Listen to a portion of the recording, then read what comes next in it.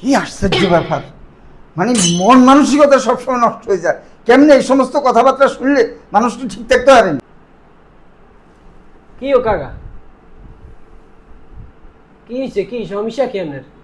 কি চেতেন কে তো?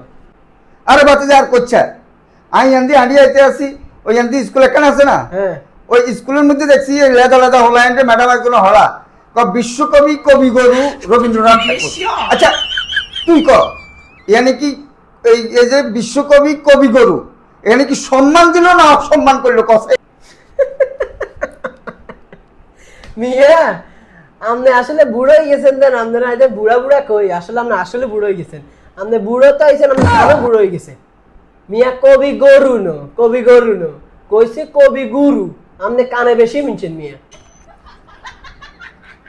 High high high high রে বাতিজা, আল্লাহ তোমারে সারাইছে।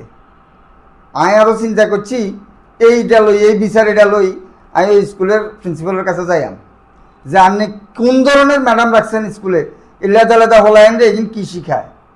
হাই হাই রে, আল্লাহ রে বাঁচাইছে। বাতিজা আল্লাহ তোরা অনেক বড় হায়াত দেখ, আল্লাহ তোরা অনেক বড় করুক।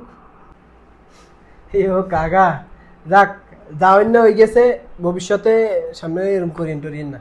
হুনুনের সময় বালা করে কান হাত ঠিক আছে নি, হুনি তারপরে একার কইন। আর ঠুস ঠাস কারোর কিছু কইন না, তো তার কাছে আয় আগে কইন, ঠিক আছে নি? কই তারপরে বেঞ্চের কাছে কইন, ঠিক আছে? জান তো আর কি জান। হয়েছে হয়েছে, হ্যাঁ আর ভুলে কান ধরছেন তো, অন বাহাদুরি দেখাইতেছেন। এরকম বাহাদুরি দেখাইন না, আমি এরকম সহজে ভুল করি না। এটা হয়তো ভুল একটা হয়ে গেছে, এরকম হইতেই হারে।